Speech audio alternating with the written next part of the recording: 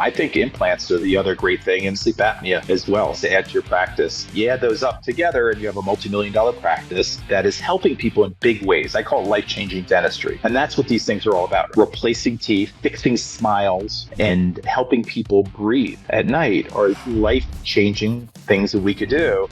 Hello, everybody, and welcome to another episode of the Raving Patients Podcast. As you know, I'm your host, Dr. Len Tao. First off, I want to thank the sponsors, both the Doc Sites and Dental Intelligence, for their support, allowing me to come to your inbox every Fridays at 5 a.m.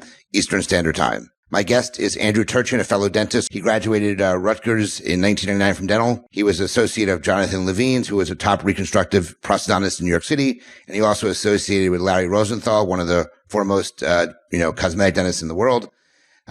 He built his own practice on Madison Avenue, focusing on cosmetic and reconstructive dentistry. He is a faculty member for DSN and Phelps Institute. He is featured in the book, The Titans of Dentistry. And he's the founder of Cosmetic Confidence Coaching, The Continuum Killer. And he's also the founder of Natural Aesthetics Dental Laboratory. Please welcome to the Raving Patients Podcast, Andrew Turchin. Andrew, thank you so much for joining me today. Thanks for having me, Len. It's really an honor. Why don't you kind of give a little bit on your history, talk about how you ended up in Colorado after being in New York for 11 years or so, or you left New York 11 years ago. So kind of give that history for people because, that's a humongous change. And, look, I moved to Florida from Philadelphia, but I was ending my career. You basically picked up and moved to another state and started somewhat over again. So kind of talk about that and how that came about. Yeah, it was really midstream. 13 years into practice in New York City, I, associated at some of the best practices in New York and maybe the country. And I started my own practice and I was 10 years into that. It was going very well.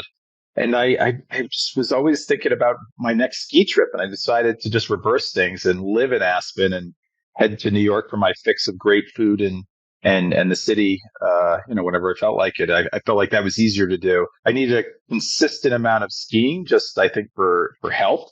Cause that's my exercise generally.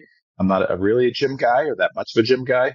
And, I just thought it would be good for me. And actually it was my girlfriend's fault because I just threw out the crazy idea and she said, I don't know, let's look into it. 3 weeks later, there was an offer I couldn't refuse my practice. And 6 months later, we were in Aspen practicing here. Yeah, that's interesting. You said it just came out of the blue. I always like to tell people my story when it came to moving to Florida. We know it was during COVID. We were inside. It was, February, March. So it was cool. And I had talked to my wife about moving to Florida like in 5 years, and we had planned for 5 years. So after my son was done with high school and into college, that's something that I was planning on doing. I had put my practice up for sale in January anyway. So I knew I was looking to sell the practice and just associate for a little bit. And literally one day I just woke up and I said to my wife, how would you like to move to Florida? And she was like, yeah, we talked about this in like 5 years. So I'm like, no, now. And she goes, you're not serious. And my mother-in-law happened to go, she goes, you're not serious. I go, I'll show you how serious we are. I am, I should say. And I literally went to Google. I looked up best realtor in, South Florida, and I called the first person I found. She called me back like 10 minutes later. And a day later, we were down in Florida buying a home. Talk about making decisions pretty quickly. So I like the fact that you went about that same process to some extent. Mine didn't involve a practice. Yours did. But that's great. That's great. So, let's talk about, kind of the practice you have. Let's talk about, I know you're insurance independent, which a lot of people are envious about. I had an insurance independent practice as well. Somewhat of a bitch to sell, to be honest with you. The insurance practices are the ones that are much easier to sell. But let's talk about the type of practice you have, the insurance independence part of it, and how you came to have that type of practice. Well, to be honest, I've always had that kind of practice. I don't know anything else. I don't think I've ever taken an insurance check in 24 years of practice. So, a lot of people say you start at the bottom and build your way up. And somehow I got lucky enough to associate with Jonathan Levine and Larry Rosenthal, and there was no insurance there. And New York is a place where that type of practice can exist. And I really do think it could exist anywhere. I have friends in California where it's impossible that do it. I have friends in Florida that say, that where it's supposed to be impossible that do it. And they do it very successfully. When I say successful, $2 to $3 million single practitioner offices that, get to decide what they're going to charge. It's not always my fee. I'm not saying they're super high fee, but they're certainly higher than the insurance practice, the insurance companies will reimburse for, and it certainly, without the headache and minutia of thinking about insurance. And I realize then you have to think about other things, right? You have to think about communication skills, marketing, and other things instead of just which insurance to sign up for. So it's not like there's any magic bullet here, but it's more of your preference. And I just don't like having the insurance conversation with patients constantly. To me, I'm talking about patient, about their health and their options. And I'm a huge fan of giving patients options and giving them the freedom to choose. A little different than most, but that's my communication style. I feel better being able to, offer full mouth full mouth reconstruction or a night guard. That's just my style. I think they're both valid options, and each person should choose, which they prefer. I was reading online in one of the many, many, many Facebook groups that are out there, and I'm sure you're familiar with a lot of them. One of them, a person had written that they don't feel that by taking insurance, they can provide the same quality of dental care.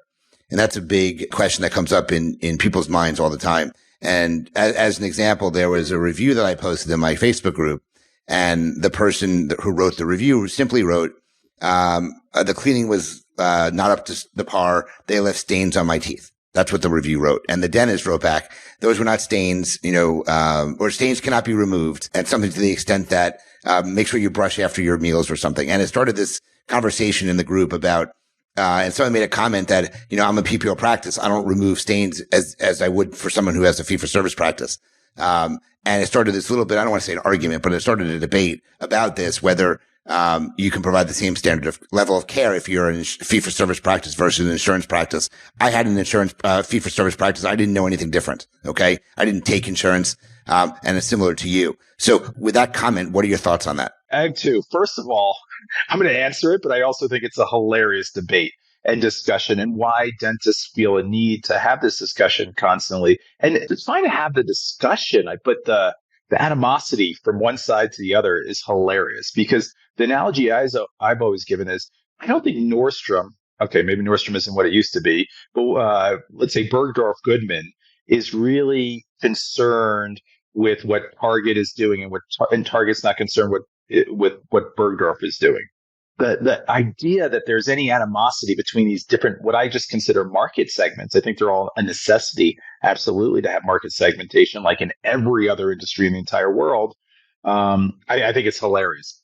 And to that, after saying that, I would say I don't think I could do the same quality of dentistry on insurance fees. I think it would be a different quality of dentistry, and certainly a different profitability level, or both. You can't have it all. So, but I do think it's a funny debate. People love it. Sorry if I don't mean to poo-poo debates, but I went to breakaway practices years ago to learn the tricks of an insurance practice, because I thought it would make me more efficient as a fee-for-service practice. Like, I learned from my insurance buddies, and I hope they learn a few things from me. And there's always, things I can't teach, in my courses and otherwise, or, mentor people in, when it comes to their insurance practice. But I could say, here's the person that can. For instance, I think we started speaking last time about how do we do high-end cosmetic dentistry within a PPO practice. And I think Travis Campbell is the guy to learn that little tiny bit from. And I've never taken his course because I don't need it, but I know he's the leading expert in all the forms and the legality about charging what you want for bigger cosmetic cases, or any kind of bigger case in a PPO setting. And I have no issue with that. I think there's nothing wrong with saying to a patient, hey, if we're going to do this case, it's going to cost differently. And don't worry, I don't bring this up to the patient, but in your mind, you can know you've got your I's dotted and your T's crossed in that regard. Yeah, that makes a lot of sense. To what you just said. And I actually was in Houston at that event with Travis Campbell. So I was with Travis this weekend. Oh, right. Yeah. So, great. Yeah.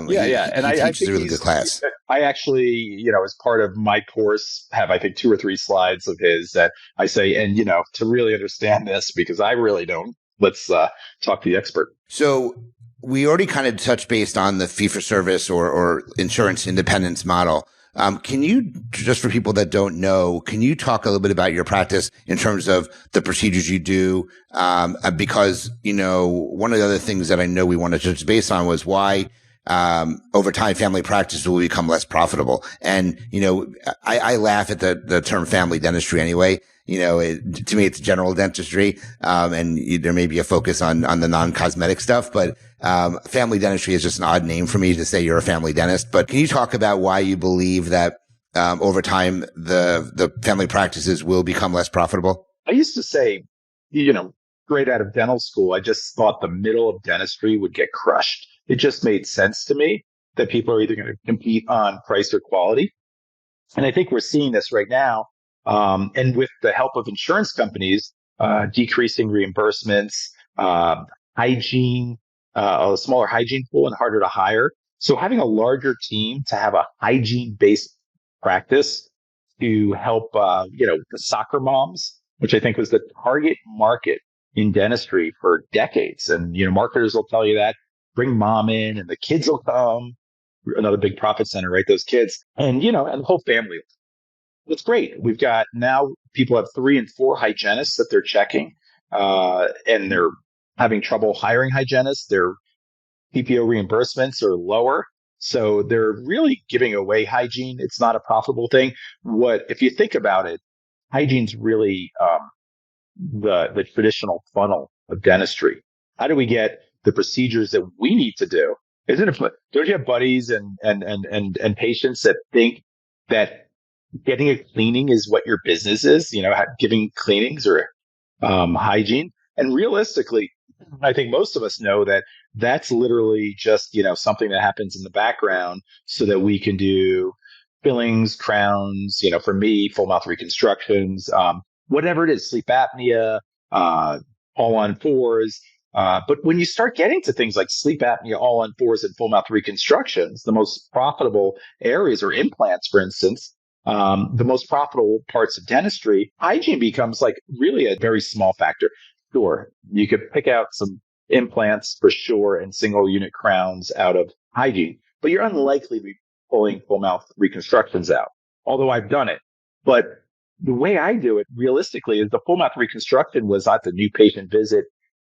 And hygiene is a holding pattern for patients, right? That's a place to keep them happy. That's what I tell my hygienists. I don't pressure my hygienist to upsell fluoride or anything at all. I really don't care. Keep my patients happy in your chair. That doesn't mean don't tell them the truth about their perio, but do in a way that's not completely insulting. Like, have you brushed your teeth this month? Or, there's ways to do it softly. And the truth is, if they keep them happy, they're in my chair and eventually they'll need some work. But realistically, most of my cases come from new patients, right? Where I'm having these conversations with somebody the first time and they get to decide whether they want to restore their mouth or maintain their mouth or do nothing.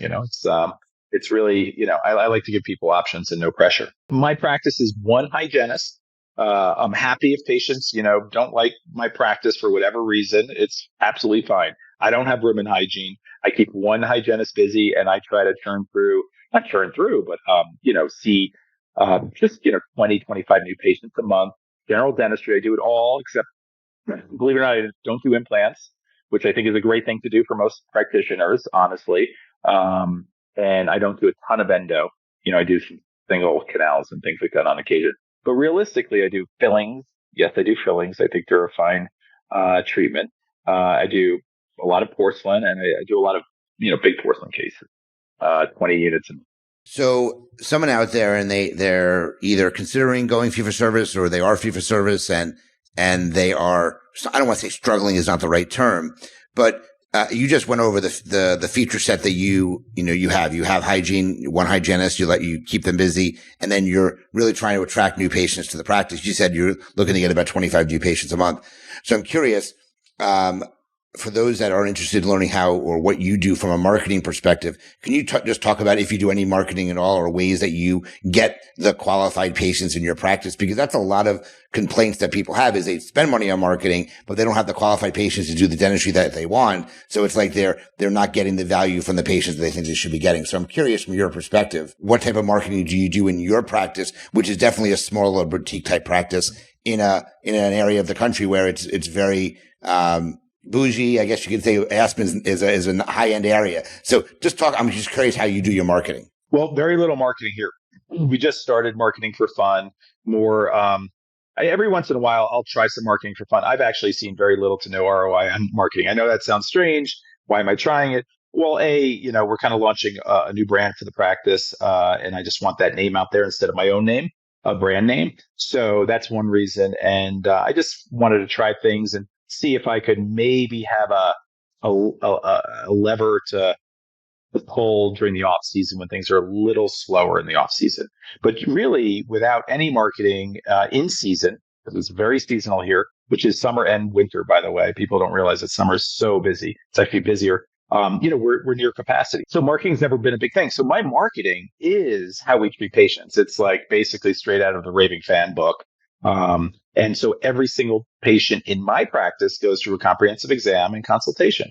And that's just how and with myself, not with the hygienist. It takes about a half an hour of my time. It's not this 2 hour thing. I mean, they might be there for a little over an hour, but the assistant takes x-rays, photographs. I come in and do a thorough examination, but a thorough examination takes about 10 minutes. And then I speak to them for about 20 minutes. So about a half an hour of my time. And what I do in that consultation and how I do it, I think is sets us apart as a very unique practice in dentistry, or at least in the area, that shows people what's going on in their mouth and gives them all their options on how to take care of it. And that's the best marketing I could do, is that 20 minutes I spend with that patient, or 30 minutes I spend, but 20 minutes talking to them and showing them is much better than some chairside quick snap and intraoral camera, which nothing wrong with. But in my opinion, intraoral cameras focus on a tooth. When you think of single tooth dentistry, it's a great tool. When you're thinking about full mouth dentistry, then I really suggest zooming out and using an SLR and getting full arch photos. And we have about a 14 photograph series that we use that I think is more than enough for me to diagnose and for them to get a good idea of their condition. I think that's one of the biggest tools that you need in your practice is a digital SLR, because you need those high quality photos of someone's mouth to be able to show the cases and to be able to get them to accept treatment.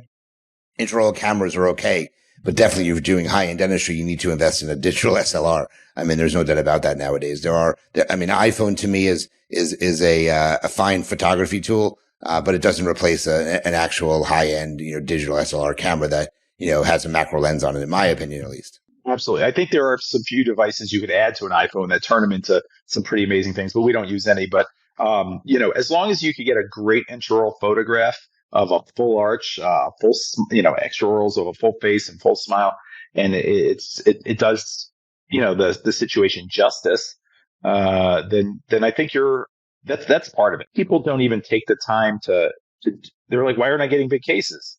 Well, did you take a picture of their smile and show it to them? I mean, you're not. To me, it's a moot conversation, or it's a non-starter. You haven't started the process, and it's fine. By the way, how to fit into your PPO? You have a system; it's great. But when you talk to patients, or if it shows up on the forums, and you ask the question, you have to ask the question one way or another: are you happy with your smile? And when they raise their hand to say yes, then you need to have a process that is thorough. So that's the way to kind of have the dichotomy practice, where you're doing PPO dentistry all day, but one day a week, let's say you prep a big case. It's by having a process ready for the patients that do raise their hand for more comprehensive care. Got it. Now, I know part of the stuff you want to talk about was actually CE. And I think that in order to take your practice to the next level, there are certain procedures or skills that you need to know in order to become less insurance dependent. I know you mentioned some of them. There's some things you do, some things you don't. You said you do a little bit of endo. You don't place implants, you restore implants. Can you just go over the skill set? And I think it's obvious, but I still want you to say that. I still want you to get it out there. Hey, if you're looking to take your practice to the next level and focus on less insurance and more high-end dentistry, which are the skills that you should focus on? For me, my practice, and I'll go into other things that I think are useful for those, that want to expand beyond. I think having the communication skills and knowledge to be able to talk about comprehensive care, wear cases, cosmetics, things like that, to me, they're one and the same. I think of the complex problems as tooth size and position issues. That's how I classify things. And I talk to patients about it that way, and they start to get it. This way, if they're cosmetic oriented, they like the conversation. If they're function oriented, they like the conversation. It's nice to be able to talk both at the same time and not really insult anybody that might not be interested in the other. So certainly being able to communicate well, having systems in place where the whole team is on board and involved in, if you will, should I say it? I don't even like to use the word, but the sales process. How about the case acceptance process, huh? Um, I'm sorry, I don't get insulted by these terms. So, we're all selling something. And if you think you're not, you're lying to yourself or you're failing. I'm sorry. But if you're not, if you're selling, some people are selling how nice they are. Some people are selling their quality of care. But they're all doing something to maintain their relationships with their patients and hopefully grow their practices. So anyway, that's an aside. Um, Understanding occlusion, how to restore an occlusion and aesthetics at the same time. That's where I focus personally. My entire practice is doing general dentistry in that. For those that want to do something different or in addition to, I think implants are the other great thing. And then I think sleep apnea as well are two other things to add to your practice. You add those up together and you have a multi-million-dollar practice that is helping people in big ways. I call it life-changing dentistry. And that's what these things are all about, right? Replacing teeth, fixing smiles, and helping people breathe at night are life-changing things that we could do. And a lot of people ask me, hey, what are you doing with sleep apnea in your practice? What does it have to do with cosmetic reconstructive work? And it's real simple to me. I'm helping change lives, and it's what I want to spend my time doing. And I think we should all make it a point to design our practices to spend our time doing the things that we want to do. And if you have to move your practice, you have to recreate your practice, and it's worth doing because if you have at least 10, 15, 20 years left doing this, at least enjoy your days in the office. Yeah, I agree with everything you said there. One of the things you said, you talked about the sale. I teach a class called The Art of the Sale. And, when I give my seminars, I always ask people, I poll the room, who's a dentist, who's a office manager, who's a dental assistant, who's a hygienist. And I want to get a feel for who's there. And I say, who's a salesperson? And like half the room or more than half the room doesn't raise their hand. I'm like, guys, you're selling something. You're selling a service to the patient. You're selling treatment. You're selling something that could change their lives. You have to look at yourself as a salesperson. And if you don't, you're kidding yourself, like you said. So I think those practices tend to not understand the economics behind it, but you are a salesperson. I mean, and that has to be a really important thing that you embrace, because if you don't embrace it, you're going to struggle potentially to grow your practice. So I just wanted to make sure people understood that. Salespeople, I hear the analogy. I'm sure you hear it all the time. Well, I'm not a used car salesman. I'm not a car salesman. That reminds me of selling cars. Well, Ferrari has a salesperson. They sell the most expensive, most beautiful, amazing cars in the world. Some would argue they sell themselves, but there's still somebody there selling it. And so there's different types of salespeople, right? And our sales funnel in our course is called the no pressure sales funnel. Well, no, sorry. I got rid of the word sales because it insulted people, but it's really not a sales funnel. It's a discovery funnel. So the no pressure discovery funnel, right? We're discovering the perfect plan for each patient. And it's very different. I offer almost everybody the option to do nothing. I tell them what the consequences are and things like that, but I also offer them a night guard and a retainer to maintain what they have, versus restoring their full mouth. And I think it's really important that we speak in those no pressure ways where, the Ferrari guy's not begging anybody to buy a Ferrari. No, they don't beg 100%. So that's not the case. Right. So Len's like, you didn't beg me to buy mine. No, I'm just sorry. Yeah, no, I don't have a Porsche. I don't have a Ferrari. So, you mentioned, I love the fact that the first skill you talked about was like customer service, creating raving fans of your practice. That is a skill that you have to have. It's customer service. You didn't start, well, you got to take some of the best CE out there. But, I know that practices or dentists in general struggle with picking the CE, okay, or spending a lot of money on CE to grow their practice. So what do you look at? How do you look at the ROI of CE? And then I want to get into, in the time we have left, I want to get into your continuum that you have so people know more about how you help dentists. But talk about the ROI of CE that you're seeing, or that, how do you measure the ROI? Yeah, it depends on what type of course, but for a cosmetic course, for instance, like my course, how many big cases did you start in the month, 2 months, 6 months, and a year afterwards? And how do you maximize is really it. There's a lot of great courses out there. Okay. I'm not suggesting mine's the very best, even though I really do think it is, but it's because I designed it to be the very best. And I actually designed it to have the highest ROI. But notwithstanding my course, any course, there's some others out there that have pretty darn good ROI. And think about how much time you're going to spend, how much money you're going to spend, but then don't forget the third part, how much money that you could grow your practice, and realize that you don't just grow it for that first year, you grow it for every year afterwards if you continue using the skills. I think we all know there are courses out there designed to sell the next course. And there are some designed to literally teach you what you need to know to get going on Monday morning. And so, but by the way, besides the course, you choose the right course with the highest ROI, one that'll speak to you. Um, and also go with the intention of maximizing your ROI. For instance, by the way, the whole reason I started thinking about ROI is because after my course is 2 days and then 2 days, yeah, like the prep weekend and the insert weekend. And I was on the second weekend, the first thing I do is ask everybody in the room. I do small classes, only 10 participants. I do this on purpose for many, many reasons, because there's hands-on components in all of this, but also to just make sure that every single person leaves with the knowledge they need. But I asked every single person in the room to tell me what changed in their practice, uh, what big cases they started, what conversations they had, all of it. And I went around the room. Everybody had some great answers. I had one person that started 3 full arches right away. So that's what I call a really high ROI, person, right? In the same course here. And then everybody had something, but one guy in the class said nothing's changed. And I was like, huh, really nothing? He's like, yeah, I just didn't really change anything and do anything. So it got me thinking, and it actually bothered me, because my whole goal is to get people successful in this, right? I'm very serious. It's not like, oh, I'm just going to lecture and take it or leave it. I really want this to be successful for people. So I started analyzing it. And what I realized with him, so I talked to him the whole weekend, I kept asking questions. What I realized with him, he has a low quick start. And if you know anything about Colby assessment, which is a test of how you get things done, some people are low quick starts and really don't just get going.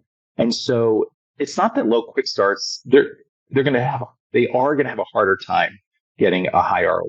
It's not impossible, but like anything else, you take your natural inclinations not to get going, and no, you're either not going to get going, or you have to find a little extra motivation. It's going to be really natural for somebody else with a high quick start to leave the course and get going and implement exactly, because I give very clear cut systems on how to get going, and just start implementing and start having the conversations in the way that I, outlined very clearly. Or they could be somebody that just really have a hard time changing or starting something. And so I think it's really important to know who you are as a person, as a, it'll help you in every part of your life, knowing yourself. If you haven't taken at least 2 or 3 personality profiles, I highly recommend them. They're very enlightening to know. And then you get to, you know, find a little extra energy, know that you're going to have a meeting afterwards. You're going to have to implement it with the team. You're going to have to announce to your team that this is how it's going to go, so that you could get their buy-in and they could help you, or have an implementer at the office that could help you implement.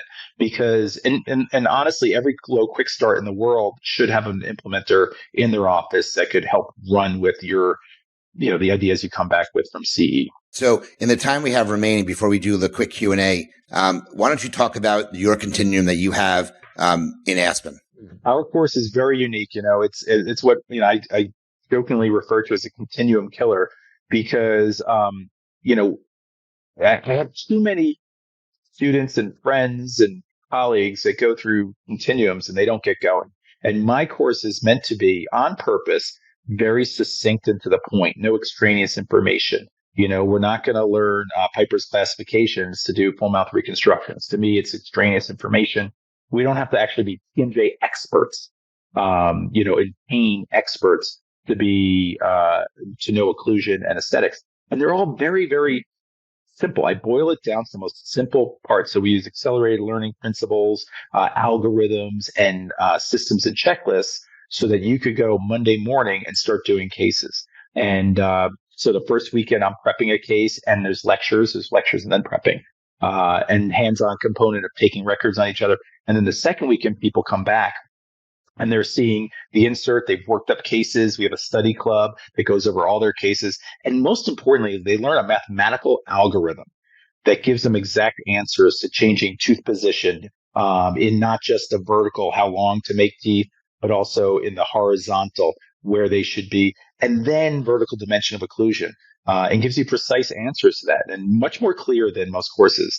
And what I hear over and over again is somebody will do a wonderful course. I have such respect for Coyce and Spears and Pankey, and they'll take those courses and they'll have so much information. First of all, it's 2 years, right? A year and a half or so for those continuums. They have so much information, but they don't have an exact path to implement. And what happens is what I hear over and over again is I've distilled it down to systems and processes that could get started right away. So, there's lots of great information out there, but brains get confused with a lot of information. So a little less information for me, but enough and clear cut processes. And that's how I've designed it. I never want to have 10 courses in a continuum. I'm a very busy wet fingered dentist, and I just, I want to be able to teach people very succinctly. I'm an efficiency guy. If I can't put it on one page, I didn't, explain it clear enough. So by the way, if anybody doesn't do one pagers for any idea, like you want to get over to your, you want to get your team involved with, if you don't make it complicated. A new patient phone call script, one page, right? Our culture page, one page. Anything you're trying to teach them should be able to taught in one page. And that's what I do with my students in the course as well. Got it. And when we're done here, and we'll get some information so people can learn more about your courses and how to get signed up, etc. So I want to switch. We're a little over on time, but this is really good content. So I'm going to ask you probably 8 to 10, maybe 7 to 10 little Q&A questions here. So the point of this, Andrew, is just to answer them very, very quickly. No explanation needed. Just come out with what comes out first. Okay. So the first question is, what is the number one tactic that you use to stay organized? My wife. That's a good one. How do you capture and keep track of ideas? Do you keep a notebook? Do you have voice memos? Yeah, I have a journal. Describe Mondays in one word. My busy day. A lot of emergencies. Okay. If you had no deadlines, what project or task would you focus on? Oh, God. Clarity of vision. I think that it starts there. What profession do you think is the most undervalued today? Honestly, I mean, I hate to be centric on dentistry, but I'd say dentistry. I think especially with the lower reimbursements and things like that. Okay. If you had a magic stick, what are 3 things you would change in the world now? I'd make it a listening stick, and one person could speak and the other has to listen. I think the biggest problem in the world today is a lack of true listening and trying to understand other people with other viewpoints. Okay. Do you have a favorite business podcast? Yours, of course. I appreciate that. What is your favorite book, or what book would you recommend someone go and read? Can I name 2? Because I have an old school one that I loved and something more recent. Number 1, 7 Habits of Highly Effective People. All the books I've read since then have just, repeated some of the ideas in there, if you ask me. So 7 Habits of Highly Effective People, to me, is one of the quintessential books that everybody should read for themselves, whether you're a business person or not. Give you clarity on the kind of life goals and how to do that. And then I love Traction. I really do. I think Traction is an amazing book for every business person, and it's given me just a few tidbits. I mean, I'm not a whole EOS guy, but a few tidbits, and I think I'll EOS but I use ideas from without going through the whole EOS ideas. Got it. When you were a kid, what was the first thing you wanted to be when you grew up? Well, ironically, my theme of my bar mitzvah was skiing. So I wanted to be a skier for sure. And by the way, a lot of people ask me about my move, and I often say, once in a while we should listen to our inner 13-year-old, because I certainly did, listening to what I wanted to do at my bar mitzvah is ski all the time. That's what I did. Now, I warn you, you probably shouldn't always listen to your inner 13-year-old, but every once in a while, I think it's worth a listen. That's good. That's good. Last question. What is one subscription? It could be business or personal. So one subscription you can't live without. Oh, wow. That's interesting. Huh. We have so much stuff coming at us now, and it's mostly useless, isn't it? Right? I think we just have to stick with our phone. Everything's on it, right? How do we communicate with people now from afar? Hey, that works. Cell phone subscription. Cell phone subscription. Okay. Right. All right. So Andrew, how can people find more about your classes that you give? How do they sign up? Did you want to throw an offer out to anybody who's listening or viewing the podcast? Oh, an offer. I didn't even think about that one. Okay. I'm going to throw an offer for you, Len. Well, first of all, my website for the coaching program, that we teach, Cosmetic Confidence Coaching, the 4-day program in Aspen, is, cosmeticcoaching.com. very simple. And there's a section live course. You can read all about it. And then my personal email, because, I'm just an open kind of guy. Feel free to email me, at Andrew, Turchin, DMD at gmail.com. If you have any questions or thoughts, or if I can be of any, small help, I'll try to get back to everybody I can. Let's do a code. I don't know, I was going to do bird eye, but, let's do it raving. Let's just do a raving code, and I'll try to get that up today. That, $500. By the way, well, it depends on when this is coming up, but it might be sold out by then. But the next course will be announced. Whenever it's sold out, the next course is announced, and it's every 6 months in the spring and the fall. So shouldn't be too hard to hopefully get in the next. By the way, by the time you wait to get in, you'll have all the knowledge by the end of it before you even get like halfway through the continuum. So. That's great. That's great. So $500, use the code RAVING and they'll get $500 off the course. That's great. Andrew, thank you so much for joining me today. Guys, if you like this podcast, please share it with your colleagues and friends. Please review us. Please like us. Please, whatever you can do to help promote us.